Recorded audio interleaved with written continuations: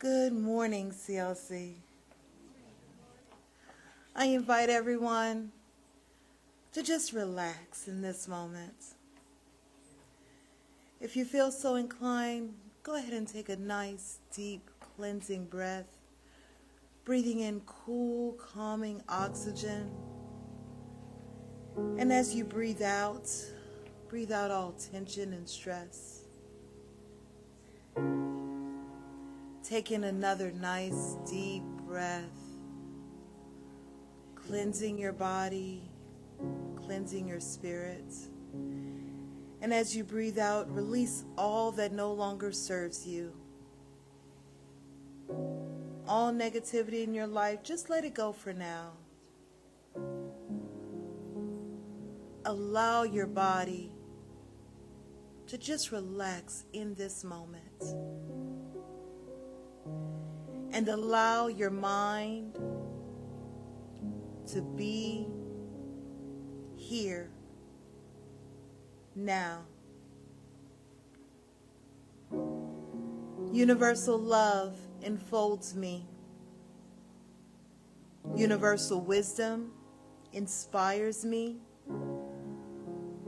Universal spirit enlightens me. Universal power encircles me. I am one, and all is well. As we begin this inner healing process, let me invite you to relax in quiet confidence, opening yourself to the miracle-working higher power. Now symbolize the unity of your thinking and feeling nature by touching your chest with your hand, and let my words act as your own for your own inner healing, acceptance, and receptivity. I acknowledge that there is a power, intelligence, and wisdom greater than my own. I am in the midst of it, and it is in the midst of me, sensitive and responsive to my every thought, word, action, and feeling. I now make this true for myself by saying aloud, I acknowledge. Acknowledging this higher power working through my life, I admit that I am personally responsible for solving my own problems while being guided and assisted by something greater than myself. As I am ready to surrender the conflicts of my ego to the wisdom of this infinite presence, I simply speak these words. I surrender.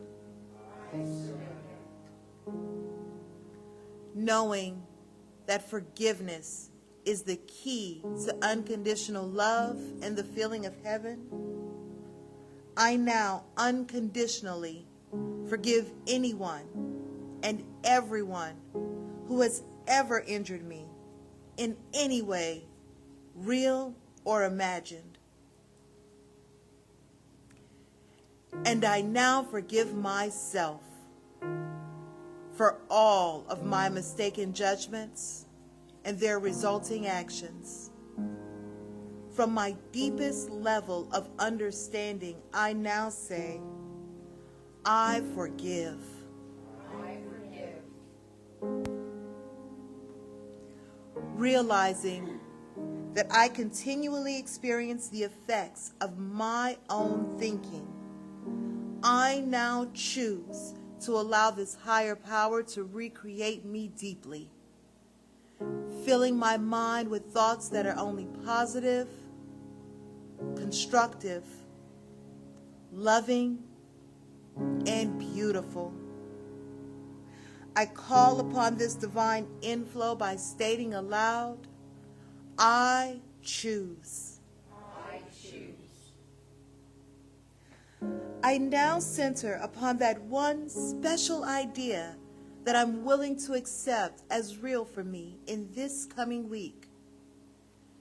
Visualizing that idea as already acted upon and brought to pass. In seeing my idea become a fact of my experience, I enjoy the happiness and peace of my thought fulfilled and gratefully speak these words. I accept. I accept. Knowing that I have an everlasting place in the midst of the power that sustains all creation, as well as the support of all those around me, I allow myself to relax in the peace of fulfillment and gratitude and say, I release. I release.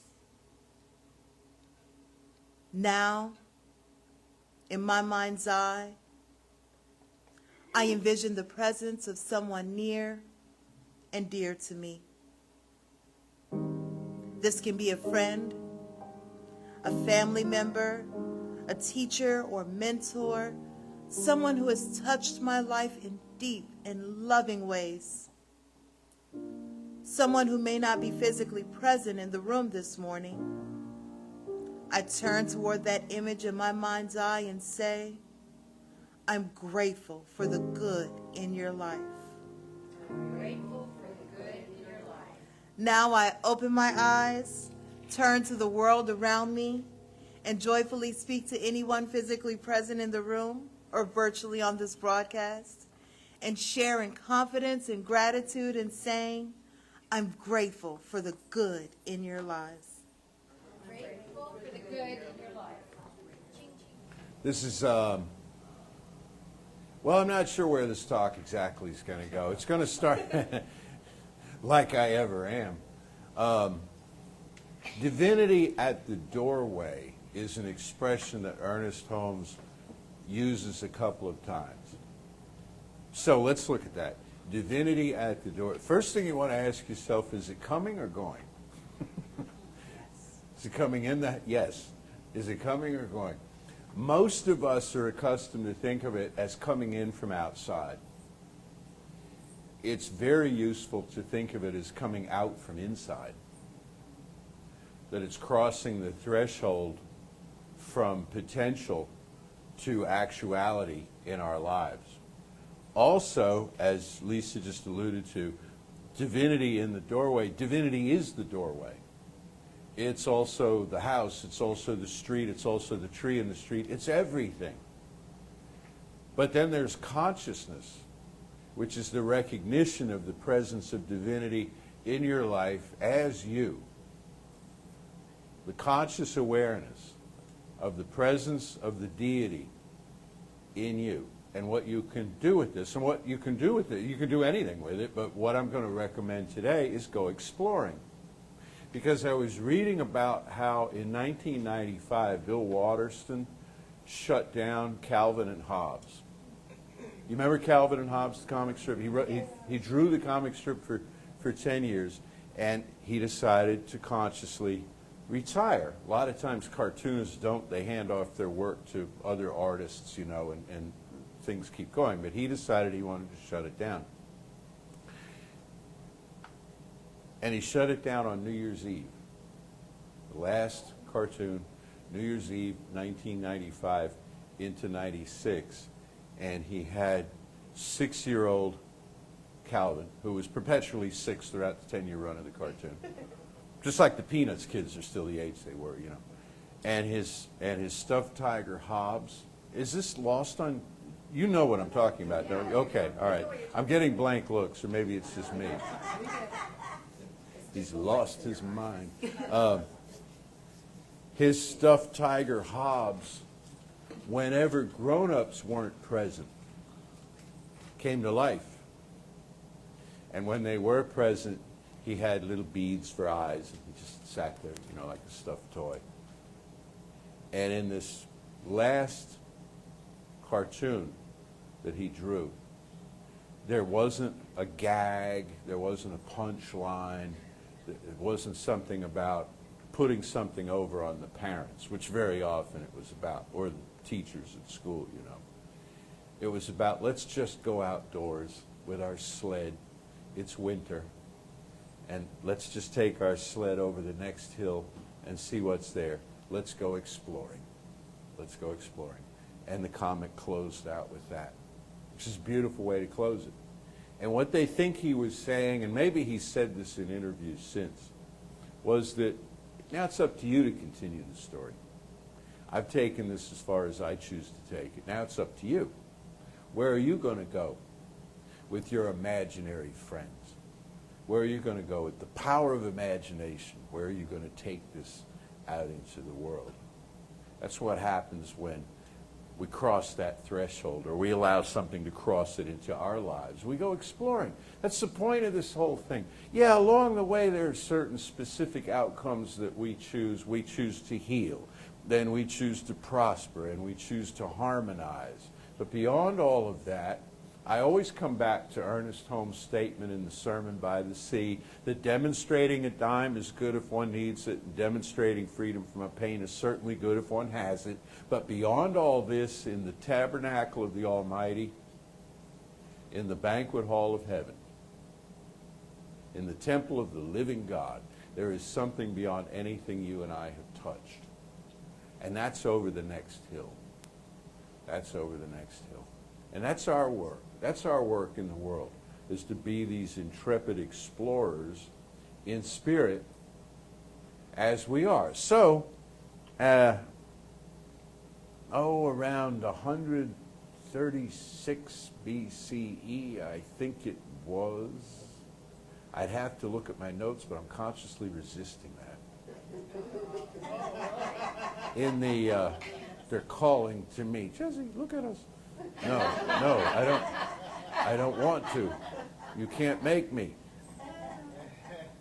In the second temple of Jerusalem, the Greek-Syrian army had occupied. The Jews were constantly being overrun.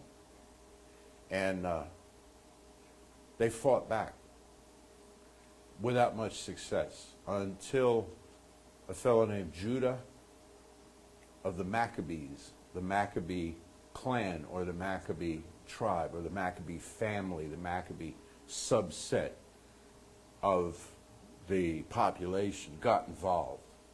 And he was a military mind, and they devised certain strategies, and they fought back, and they routed the Greco-Syrians out of the temple. And the Greco-Syrians had left a mess, because what you did in ancient warfare was you profaned, you despoiled your enemies' deities.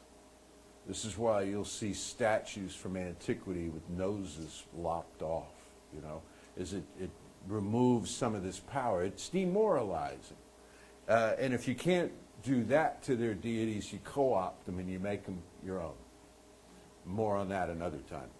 That was, well, we've always believed this, but we haven't, you know. But we're taking on what we found with you and using it to our own devices.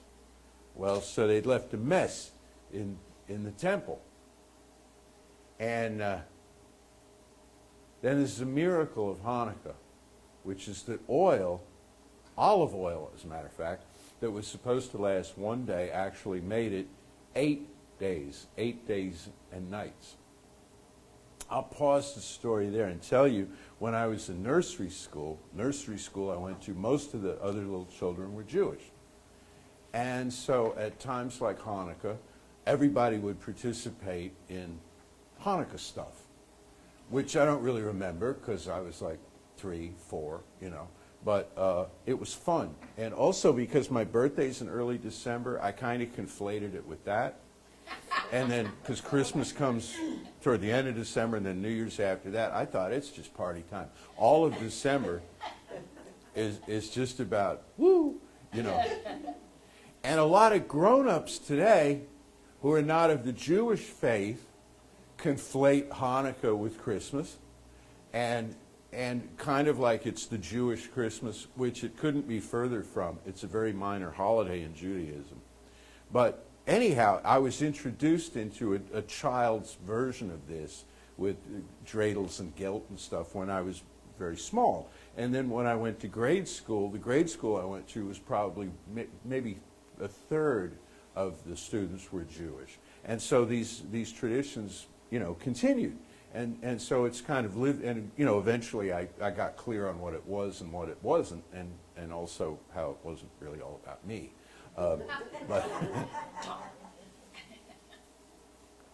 But it wasn't until about 10 years ago, in getting ready to give a talk on what would be the first day, because Hanukkah begins tonight at sunset, giving a talk at Hanukkah time. It wasn't until about 10 years ago that I sat down and read the story out of the book of Maccabees, and I also looked up the Talmudic portion, which is the bit about the miracle, because that's not in the Tanakh, that's not in the Hebrew scriptures, it's in the Talmud, the idea of the oil lasting, all this time. And I looked at the backstory of it, and where I'm going with this is this, that what happened was, when the oil lasted miraculously, it was not so they could have a party in the temple. When the oil lasted miraculously, it was not so they could even have religious services in the temple, though ultimately they did. When the oil lasted, it was so they could clean the place and rededicate it. And I thought, there is a metaphor for all time. There is a metaphor for all people, Jewish or not. When you pray for light, and you just heard them sing about light, and the solstice coming up is about the return of the light, and Christmas is full of lights, and there's lights everywhere. It's illumination is going to be one of the themes Christmas Eve. It's a huge, impressive idea. And when you're given light to steer by. When you treat, when you pray, you seldom get the complete package. You get assembly required. You get a process. Somebody said a long time ago in a class I was in, when I was taking my first round of classes in Science Mind, somebody said, I've been praying for patience. And I thought, well, that's a good idea. Because I was young and impetuous, and I thought, let me pray for patience. Well, what happens when you pray for patience is you get to wait. Okay? You're not just dinged on the head and rendered instantly patient. When you say, I want to work on my anger issues, then what happens is people come up as if you're an elevator. They come up and push your buttons to see what reaction you're going to have. Anything you ask for in this life entails a process. We know this if we say, I want a loving relationship. Well, the thing is not behind glass. You know what I mean? A loving relationship is hugely interactive and involves compromise and negotiation and so on. When you say, I want a great new job, they don't just hand you money, You have things to do and things to learn, and very often challenging things that you've never done before that now you have to learn how to do. And really, I can't think of hardly anywhere that this doesn't apply, that what you get is a process. Because even if it's a a boat or something that you want in your life, well, now you have to learn how to deal with the boat. And how to drive the boat, and where to keep the boat, and how to clean the boat. Because if you have a boat, in fact, a good piece of advice, avuncular advice, which I've decided doling out in the new year. Don't buy a boat. Have a friend who's bought a boat.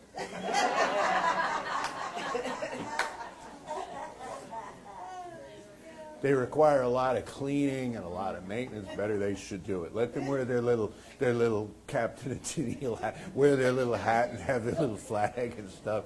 And you just, you thank them very much and you go home. But whatever it is we do, whatever it is we ask for of a larger dimension of ourselves, we get a process. And so this is, to me, the story of Hanukkah. When it's a miracle, it's like, ooh, great, we have all this extra light for all this extra time. It's so we get to do the prep work. So that then we can worship in an undefiled space. And if you're going to worship, if you're going to interact with the deity, or deities, as you may prefer, you want to do it in an undefiled place. In other words, you want to do it from a place in consciousness that is not guilty, that is not ashamed, that is not hiding out from something. You want to clean out all the corners and all the cobwebs as best you can. Everybody has a past, and we all have regrets and there's things there. But for the most part, what you want to do is become, well, this is an overused word, but it works, authentic. As much as you possibly can, be authentic. You can't be authentic all the time because sometimes you'd hurt people's feelings if you were so authentic you just blurp stuff out, right? And there was I may get in trouble for this, but there was a short-lived thing a few years ago called radical honesty. Radical forgiveness came out, which is a wonderful body of work.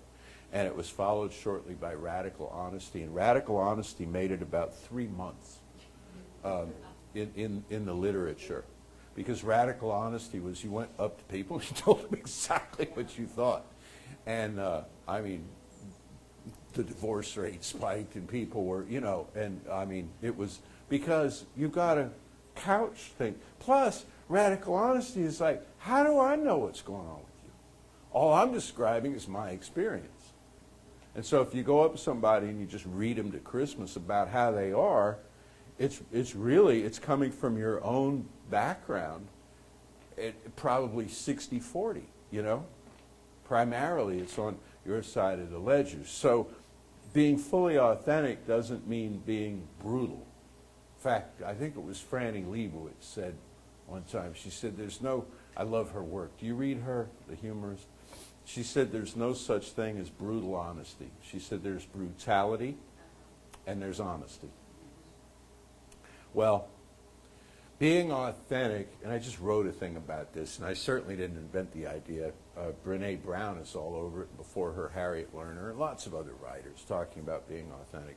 It means checking in with yourself. It means checking in with yourself. If you are involved in a 12-step program, you're familiar with the expression that your sobriety or your being clean is contingent upon the daily maintenance of your spiritual condition. Okay? Regular check-in, regular sweeping. Find this in the house cleaning. Clean an area of the house for a while, it gets really nasty. Say, I wish I'd gotten to this sooner, Leave the dishes in the sink, they pile up. And pretty soon it's gross, It's like, I wish I'd taken care of it. You get the idea. So cleaning out the temple in preparation for it, is also what Advent is about. Getting ready. Most of the high holy days of different religions, which Hanukkah is not a high holy day of Judaism, but I'm just saying, most of the days, the signal days of different spiritual traditions have a ramp-up period before them to get ready for this, to make room at the inn. That's another metaphor that you're going to hear more of next weekend. Lisa just shot me a look. She's like, "Don't be going there." She said, "Don't be going there." That's my So so we get ready. How do we get ready? We meditate and we pray. We go to the source of our own understanding of ourselves and understanding of life. And we say, show me more of who I am. This is an exercise, as you know, we've been doing, at least since, I thought it was all year, but it was from last summer. Show me more of who I am. I want to know more of who I am, and I want everybody else to know more of who they are. Because nobody has ever suffered by knowing more of who they are. Nobody has ever become a meaner, smaller person by knowing more of who they are. Maybe it doesn't like fix everything all in one fell swoop, but it helps. Treatment helps. Affirmative prayer helps. To have a little magic in your life, which we were talking about around Samhain, Halloween time, and talk about actually a lot without necessarily calling it that. To have some magic in your life. To have a sense of the miraculous. You know, there's a saying, and I don't know who came up with it, but it said there are two ways of looking at things in life. One is as though nothing were a miracle. And the other is as though everything were a miracle. Everything is a miracle. Everything is a miracle. Is that functional? Is that doable? Sure. It doesn't mean... See, here's the thing about miracles, is that they tend to be useful things. They're not like so fragile and this that you can't handle them. You know, they tend to be, productive things and things that you can involve yourself with. You can pick them up and mess with them and put them back down. And, you know, they're kind of like, as I just did that, I'm thinking they're kind of like modeling clay and stuff, you know? It's miracles. Like, what'll I make with this? It's like, ooh.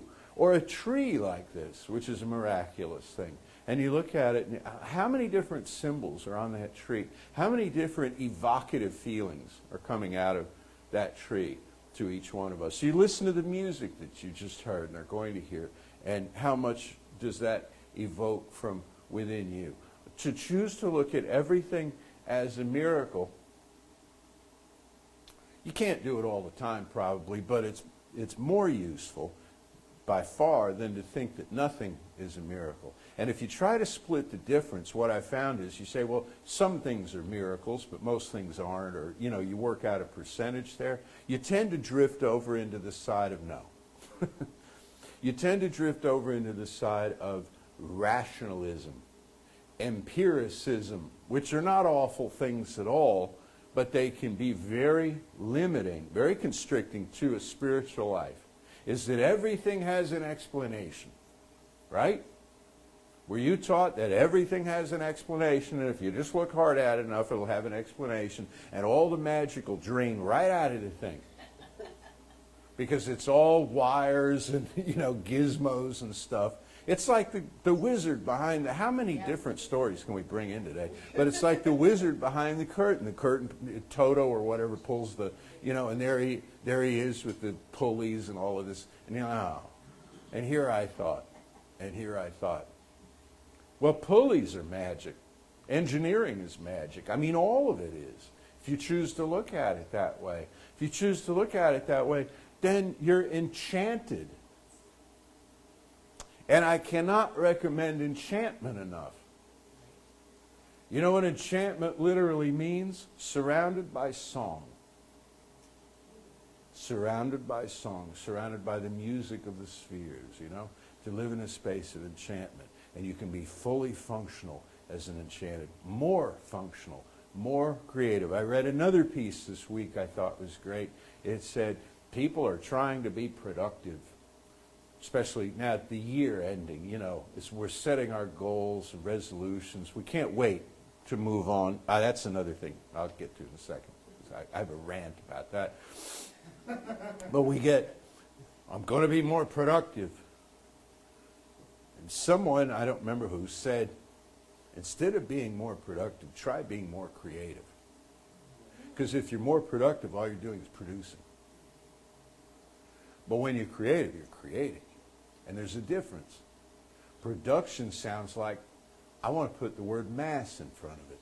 It sounds like assembly line, cookie cutter, more dun dun dun dun dun. You remember the old cartoon? Dun dun dun dun dun dun dun dun dun dun dun. They had this assembly line. This is Merry Melodies or something from a million years ago, you know. But instead to create impulsively, to create spontaneously, this is what keeps the heart young. This is really what we want. And my rant, it's not really a rant. It's just, when the solstice comes, we're going to have a week, y'all. I don't know if you've been following the weather, but on Thursday, the temperature's going to drop 50 degrees. It's going to go from, last I saw, it's going to go from 66 to 16. Yes. And I'm saying this, those of you in the room are very much aware of this. Those of you watching online, I got to tell you, this is weird even for us. Yeah, it is. And we are one of the world capitals of weird weather. So this is, this is new and different. Well, in the midst of all of that, round about Tuesday into Wednesday comes the winter solstice. And we're going to have a Yule celebration after this service that commemorates the solstice and some storytelling around that. Well, one year I was giving, at about this time, I was giving a talk and I brought up the winter solstice. I said how it's the return of the light, and I went into this whole thing about light. And somebody came up afterward and said, can't we stay in the dark a little longer? And what they meant was that we rush things along. Let's get out of the cold and let's get out of the dark. And if you study psychology at all, you know that the dark, the night half of us, the subconscious, the moonlit side of us is the part of us that's most overlooked and that contains great magic and great power and great wonder. But we're sunlit people, and we like to, operate out of the conscious, the intellectual side of ourselves so much. And I invite us all just to slow down and savor the moment. I was watching the Macy's Thanksgiving Parade, and like always, I went to that when I was a kid. It was awesome. And the balloons were kind of new. And they had at the end of the thing, they have Santa Claus. I call him Santa Claus. Reminds me of a Marx Brothers routine. So we have a contract here, but we need you to fill out a sanity clause. And Chico Marx says, I don't believe in no sanity clause. Anyway.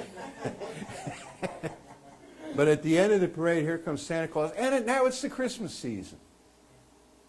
And it's not even dark on Thursday yet. Most people haven't even eaten. And now it's the Christmas season. That whole thing is just shoveled aside, And we get ready for something else. And so, around about Tuesday, it's going to be the return of the light. But let's stay in the dark for a while.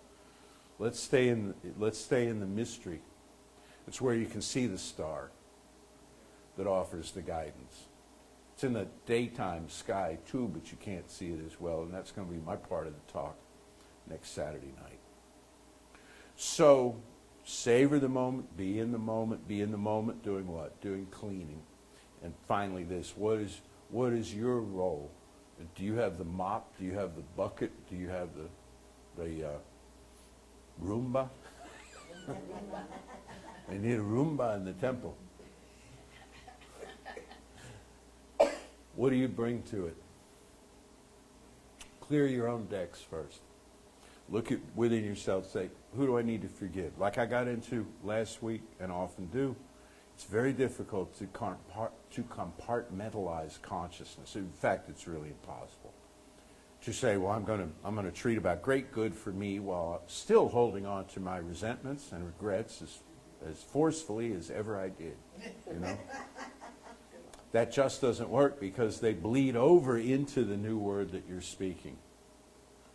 And if you don't wish great good for every godling that you encounter, to the degree that you don't, your own good is chipped away at, tarnished, unimpressive, and so on. Why?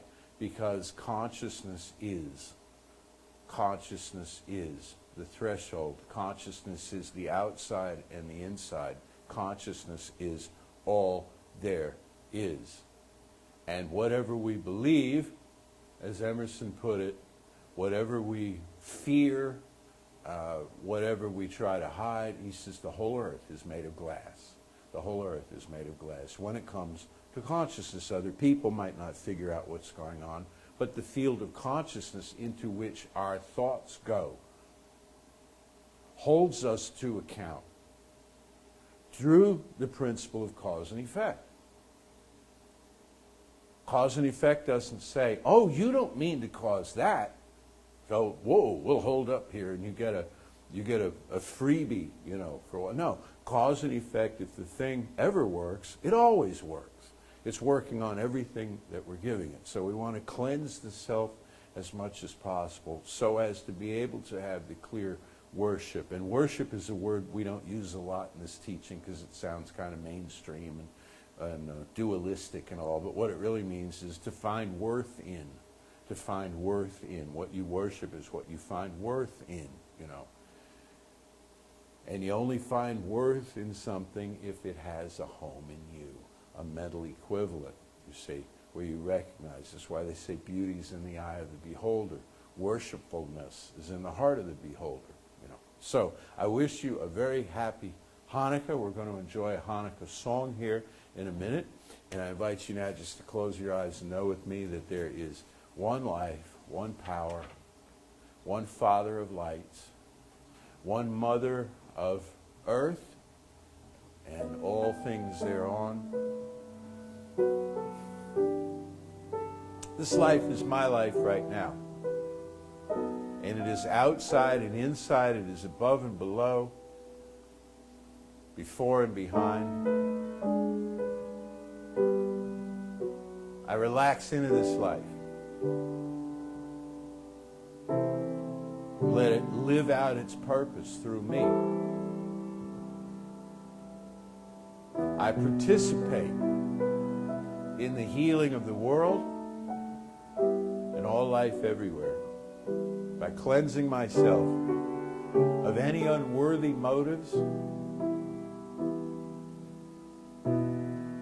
any attachments, desires, attitudes, ambitions, or anything else that compromise the good of the all.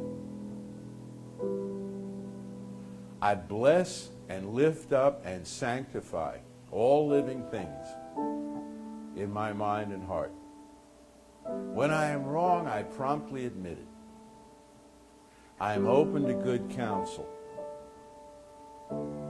And I keep my ear attuned always to the mystery of creation that is reminding me who I am and that it is time to go exploring for this knowing and its manifestation in and through me. For this sweet time of year where so much is happening to remind me of who I am. I am so deeply grateful.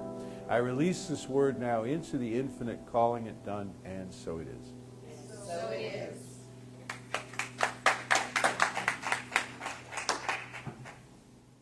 Welcome, everyone. Thank you all. I love to see your smiling faces again. Thank you for being here.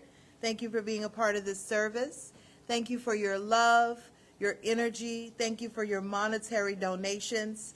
Thank you for everything you do and everything you are. It's because of who you are and how you are that we're able to be here and to serve you. So thank you so much. And I ask you now to join me in saying, divine love through me blesses and multiplies all the good I am and have, all the good I give and receive. I am prosperous now, and so it is. Oh, patience. I read an interesting quote about what patience is. And what patience is what you do while you are waiting for something to happen. So think about that for a minute. Are you a pace the floor, or are you go be creative and do something else while you're waiting for something to happen? Because the quote on my Facebook says patience is a virtue, and it's not one of mine. But if I think about it in the manner of, oh, well, while I'm waiting for this to happen, if I can go do something else, I can manage that kind of patience. Okay, so I'm about to turn you loose into this brisk. Technically, we're still in fall. We still have a couple more days of fall. I do find it interesting that right after we hit the winter solstice, where winter actually begins, the temperature is going to plummet. But here we are. Before I release you into that, I have a prayer request.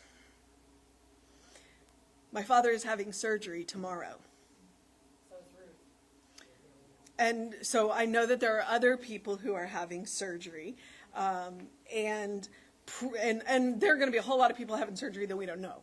So what I want to do is put that out for y'all. If y'all will hold all of the people that you know, which now you know that, my father is one of them. Now, this is my father's second surgery. He's having his other knee done. He's not worried about it. But, Other people that do yeah. that much. So I that's what I'm asking. That's what I'm asking. My father's name is Steve. Yeah, Steve. So I'm asking for that. Okay. And in that, here's what I know. That there is one life, one power, one presence, one love. And each and every one of us are a part of that presence. We live that life, that power flows through us. We are the divine channels for that love. And in that, all things are possible, and healing is absolutely possible. So I am holding each and every one of us who are either having some kind of medical procedure, or those of us who are people are having those. I am holding us in that love. I am holding us in that peace. I am holding us in that comfort. And I am knowing that the medical professionals in which we are trusting ourselves and our loved ones are truly the hands of God. That they are divinely guided through these experiences as we are held in the comfort and peace of that healing. And I know this with all of my being. And I know this in gratitude. And I am grateful for a place that teaches me this. So I am grateful for this teaching. I am grateful for this center. I am grateful for each and every one of you who are going to hold me and everyone else tomorrow. I am grateful for our ministers, our practitioners, the technology that allows us to do this. And I am grateful because it just feels good. And I relax and release and know that it is so. And so it is. Say with me now, something wonderful is happening through me. Something wonderful is happening through me. I feel it in my body. I feel it in my body. I feel it in my mind. I feel it in my I mind. feel it in everything I am. I feel it in everything I am. I choose it. I choose it. I trust it. I trust it. I use it. I use it. And what else? I love it. And so it is. So it is.